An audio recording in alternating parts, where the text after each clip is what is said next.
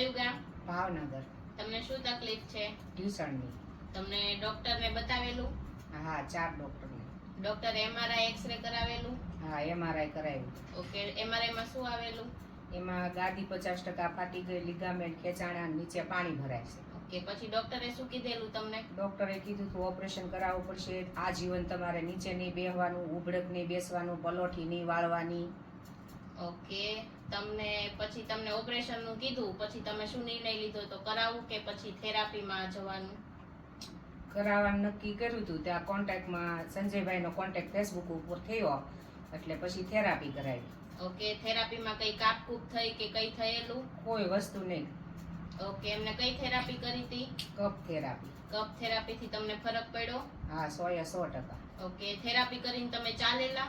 હા, 10 કિલોમીટર જેટલું આખો દિવસ હું ચાલી ગયેલી છે. ઓકે, તમને એમને થેરાપી કરી પછી કોઈ દવા કે કઈ ઓસળિયા કે એવું કઈ આપેલું? કોઈ વસ્તુ નહીં.